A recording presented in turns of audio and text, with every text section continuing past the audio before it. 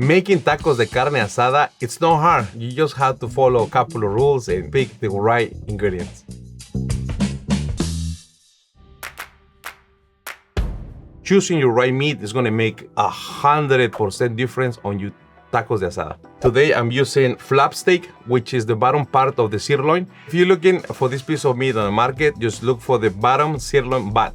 It's very similar to a flank steak and a skew steak. And what I love about this meat is that it's juicier and it's tender. Some meats are meant to be for braising, roasting. This kind of meat is perfect for grilling. The maramorization in between is incredible. So meaty, so juicy, so beefy. That's gonna make the best carne asada tacos. And it goes from thin to thick.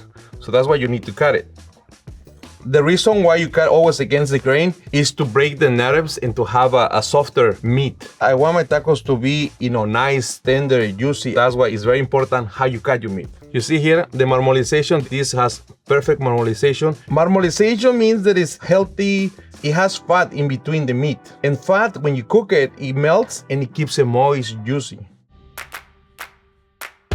The most important part of the taco asada is the marinade. While making the marinade, we're looking for two things. We're gonna make this meat flavorful and we're gonna make it more tender. Every single ingredient here has something to add to the flavor. Some people do a dry rub. The dry rub, I feel like it's more better for smokiness when you cook it for a longer period of time instead of just grilling it. Grilling it, you're just gonna grill it for 10 to 15 minutes. So I feel like it needs fresh ingredients. Orange juice is going to help it tenderize and also going to add some sweetness to it. Lime juice is going to cure the meat a little bit. It's going to get the meat the acidity the tacos de asada should have.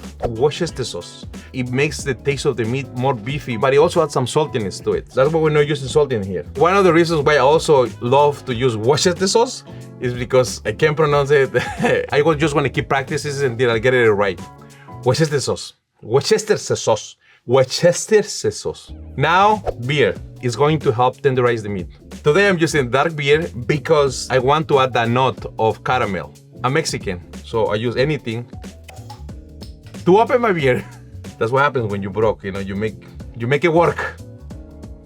And then jalapenos. So you add some spiciness, but without overpowering. Garlic cures everything. So some spring onions too. I think adding onions will add a different type of acidity and spice. And some aroma, cilantro. They're having a good time. They're swimming, getting some spiciness, some sweetness, some acidity. Everybody here is having a good time. And we're gonna let it sit on the fridge for 2 to 3 hours. Any more time than that, it's just gonna overpower the meat, and we don't want to overpower the meat. So respect science. Meat is being marinated for the past 3 hours. I can see that the color of the meat changed already. That means that all the love is in the meat. Before I cook my meat, we're gonna start grilling some vegetables. Spring onions, we use cebollita cambray in Mexico. The longer you cook, the sweeter they'll become. But look how beautiful. This is the beauty of grilling something. You see the char, you see the transformation from being okay to being delicious. What it's gonna do to the dish is gonna add the sweetness, and it's gonna help you to kill the spiciness of the taco if it's too spicy. Spring onions are done. Now I'm gonna move into cooking the meat. This meat looks phenomenal. You can see all the ingredients are doing their job. What I'm doing right now is removing some of the moist out of here. This is a very important step. If you don't do this and you put it straight from here to the grill, you won't have the sear, you won't have the flavor of char. When making tacos de carne asada, the grill is very important. And if you can do open flame or charcoal, it will be the best thing. If you don't have that, you can, do what I do, have a cast iron grill, and that will do the job. Before cooking the meat, I'm gonna put a little bit of salt and pepper. Some people, when they do the salt, they do it very close to the meat. So what happens, you don't get the salt evenly. So that's why you have to go up and do this, so you get the salt evenly. Are you ready? Are you ready to be cooked? If you don't hear that noise, you're not doing it right. If you don't see that smoke, you're not doing it right. If you don't see me, it's because the studio is getting full of smoke. So we're just gonna cook it for, I would say, 3 to 4 minutes. It depends on how thick it is. When you cook meat, make sure the grill is nice and hot, and make sure you don't touch the meat. Leave it alone. Doesn't bother you. It's not on your face. So when do you know your meat is ready to flip? Is when you see the slices changing color. And also when you start smelling the smoke flavor, that means you're cooking your meat. So now it's been 3 minutes. Now we're gonna flip it. This side. Patience. Finish your beer. Making a carne asada tacos without beer, you're not doing it right. So now I'm going to flip it. Look at that, beautiful. That's what asada means. Asar, grill, char, smoke, asada. I'm smelling Mexico. I'm smelling carne asada, summer, my friends, my family, kids running around, grilling, drinking. That's what I'm smelling. That's what food does. Takes you to places. Look at this beauty. So this is ready to go. Well, this meat is rest. I'm gonna go cook the other ones because we're a big family. Ladies and gentlemen, meet my carne asada for my tacos. Remember, if you don't see that sear, if you don't see the smoke, that means you're not doing it right. So this is exactly what I'm looking for. The meat has color, it's seared. So now the entire meat is nice and sealed. So that means that all the juices are inside. They're not gonna go anywhere. So now I'm just gonna let this rest for like 8 to 10 minutes so the juices can stay in the meat. Resting is very important, not just for the meat, for yourself. Let the meat rest so it tastes good. Rest yourself so you can be happy. Now that my carne asada is rested, I'm going to chop it up, get it ready for our tacos. It looks like how a carne asada is supposed to look like. Char with nice and golden colors. And the best part is the smell. I'm gonna show you how to cut it to prepare it for your tacos. First of all, you need a cleaver, una hacha, taquera. Why? The reason why taqueros use this is because it's so heavy that you don't need to put that much force into it. If you see the layers here of meat that are going horizontal, so we're going to cut against it. So we're going to go vertical, horizontal, vertical. It sounds better in Spanish. So always go against the grain. So it will make it less chewy, more tender. This is how it's supposed to look like. Little pinkish, so it's nice and moist and tender. Now we're going to cut it like a taquero. It's going to be a little loud, so get ready.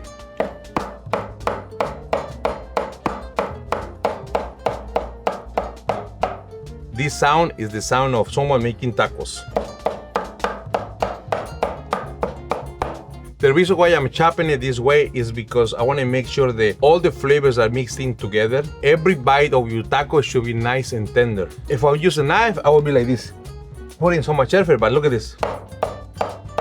Plus, I look like a badass chef. There we go. And that's ready. I don't know, but this makes me feel so powerful. Makes me feel like I can do anything I want. It's looking good. All the flavors are mixed in. All the moist meats and the dry meats are mixed in together. So every single bite that you eat, you will have the same balance of texture or flavor. When plating tacos, you have to plate the meat right away. Heating up the tortillas, put in the meat, salsa, pass it on. You eat it right there. That's the beauty of tacos. You have to eat it in the spot. The tortilla it's a very important part of the taco. You can have two tortillas, the store-bought or the fresh made. In this case, I'm using a fresh made and the nice and soft, nice and strong. When choosing your tortilla, if it has a Mexican name, a real Mexican name, that's the tortilla you're gonna get. Now I'm going to build my taco. So now I have my freshly made tortillas. They smell delicious. They smell like corn. I think a really good taco should be 2.5 to 3 bites. It shouldn't be big. If it's big, that means, you know, it's not, to me, it's not authentic. So we're gonna start with some meat. So I'm using 2 types of salsa for my tacos. One is spicy and the other one is a little mild. Now my salsa, I'm using chile de arbol, tomatoes, onions, garlic, a little bit of cumin, and it's spicy.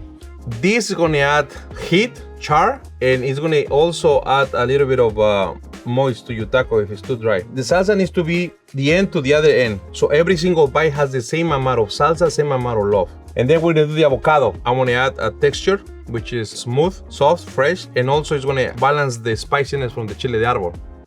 A little bit of onions. They look so nice. Cooking it's fun. Cilantro. Cilantro adds aroma. And there you have it. My spring onions on the side.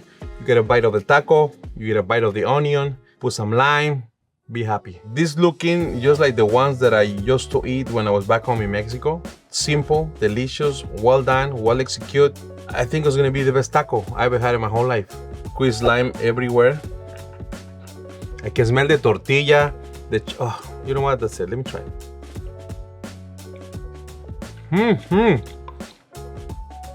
I ate almost half of the taco. That's a good sign. It's spicy and it's creamy and it's charred and it's moist. You have the flavors of a Mexican street food and also you have the consistency of a gourmet taco. It's like the best out of two worlds. My advice of making tacos de asada is you have to do it with your family and friends. I think just making the tacos de asada, you have to involve your whole family and the people that you love the most because it will taste even better. Now the fire department is going to come and have some tacos de asada. This is why this is an outdoor dish.